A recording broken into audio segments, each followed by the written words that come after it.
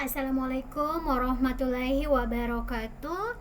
Bapak dan Ibu yang saya banggakan, alhamdulillah kali ini saya akan berbagi tentang cara mengisi buku kegiatan Ramadan anak-anak kita. Nah, ini adalah bagian sampul ya. Jadi sampulnya seperti ini. Selanjutnya kita mulai di halaman nih, halaman 1. Nah, untuk di halaman 1 ini, Bapak dan Ibu, khusus untuk yang anak-anak kita itu masih kelas 1, Bapak dan atau Ibu membantu mengisi di sini mulai dari namanya. Kelas 1 misalnya alamatnya di Hampang kah atau di Topala. Terus tujuan, motonya. Baik, untuk halaman 1 itu ya, Bapak dan Ibu. Selanjutnya untuk halaman 2, 3, 4, dan 5 itu adalah bacaan. Bapak dan Ibu perlu membaca untuk memahami isinya.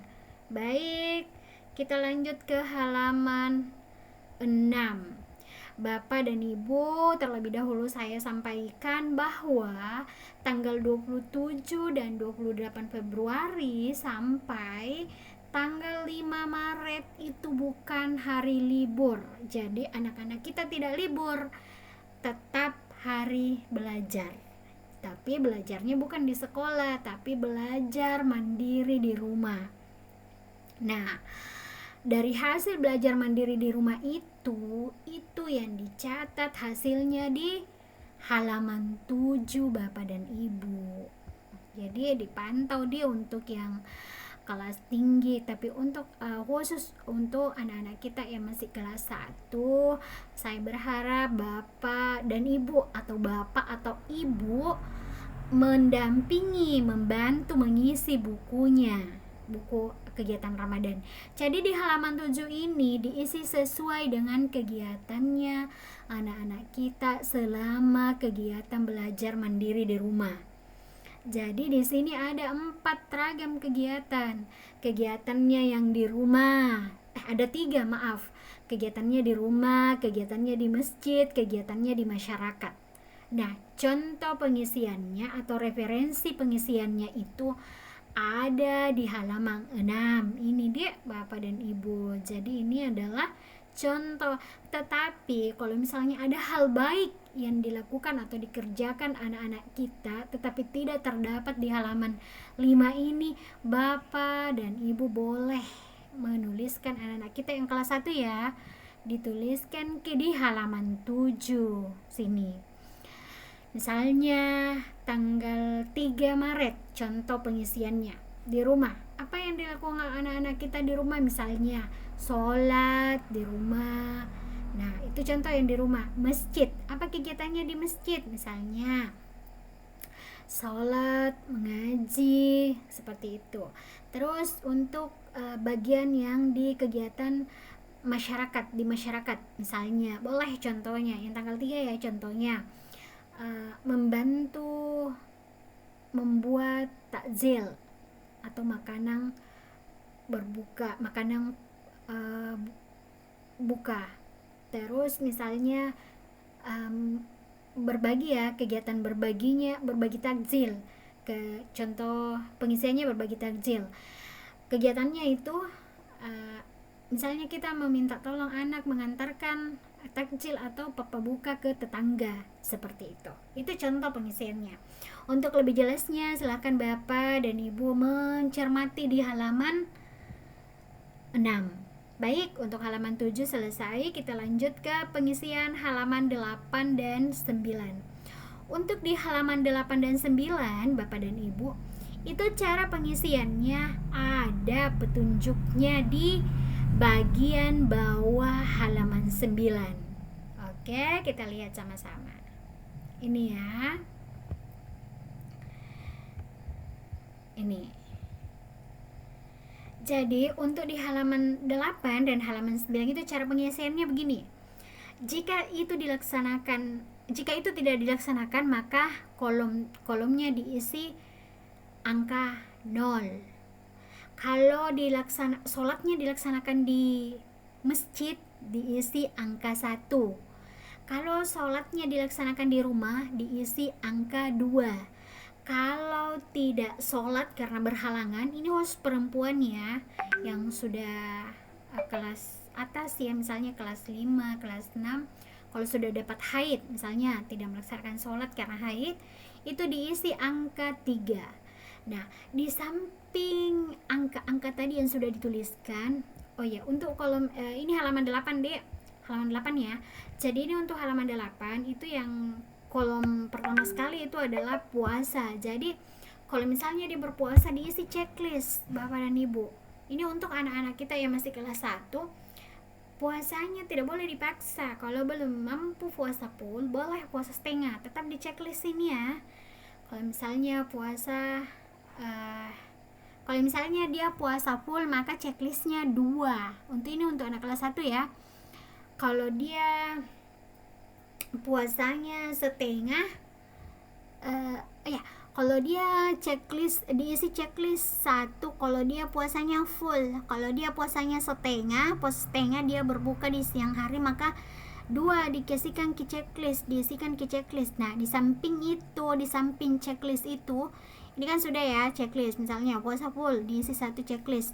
Nah, di sampingnya sini Bapak atau Ibu paraf tanda tangan kecil dek setiap hari. Nah, ini untuk sholat, misalnya dia sholat duha. Anak sholat duha di mana? Di masjid, maka diisi di sini angka 1. Di samping angka 1 itu Bapak atau Ibu tanda tangan lagi, paraf lagi. Nah, lanjut, sholat maghrib. Sholat maghrib dilaksanakan di mana? Misalnya di masjid lagi, diisi angka 1 lagi. Di sampingnya ini angka 1, Bapak atau Ibu paraf lagi. Lanjut, di sholat isya, misalnya sholat isya dilaksanakan juga di masjid, isi lagi angka 1 gitu. Angka 1 kalau dia laksanakan di masjid, diisi angka 1 lagi. Di sampingnya ini angka 1, paraf ki lagi Bapak dan Ibu. Baik, lanjut halaman 9. Misalnya sholat subuh dilaksanakan di masjid juga, diisi lagi angka 1. Di sampingnya ini angka 1, Bapak atau Ibu paraf lagi. Lanjut, sholat duhur. Misalnya sholat zuhur dilaksanakan di rumah, jadi diisi angka 2 misalnya. Kalau di rumah ya, isi angka 2. Sampingnya ini angka 2, Bapak atau Ibu paraf lagi. Lanjut, di sholat asar. Ini sholat asar misalnya dilaksanakan di rumah, isi angka 2 lagi.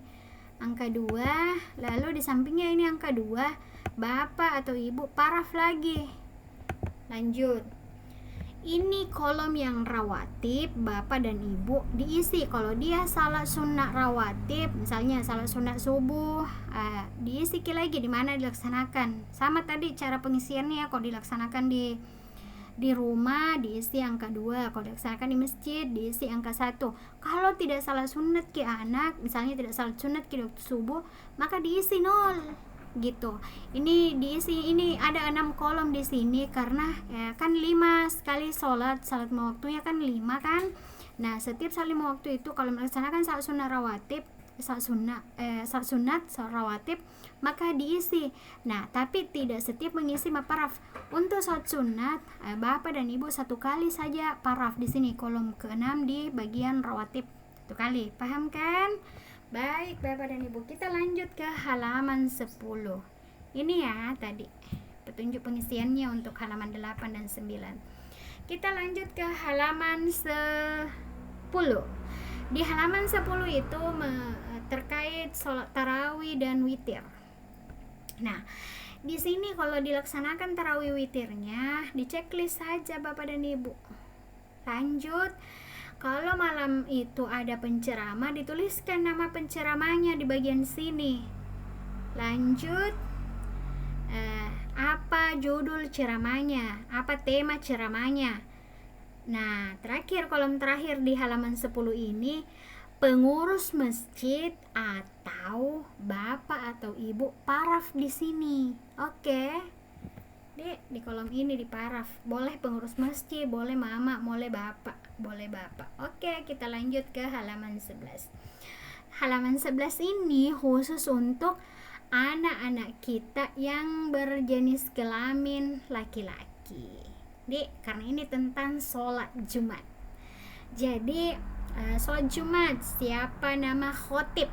Ditulis ya di masjid mana ki sholat Jumat. apa tema khutbahnya. Lanjut, pengurus masjid atau mama atau bapak yang paraf di kolom sini.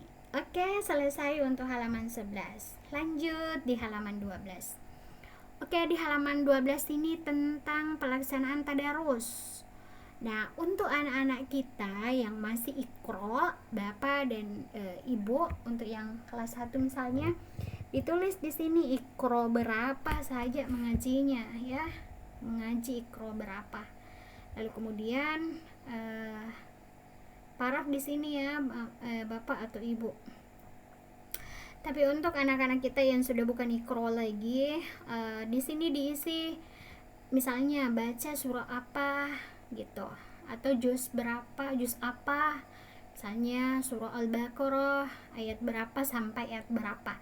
Terus bapak atau ibu paraf di sini ya. Begitu setiap hari bapak dan ibu. Baik, begitulah cara mengisi buku kegiatan Ramadan.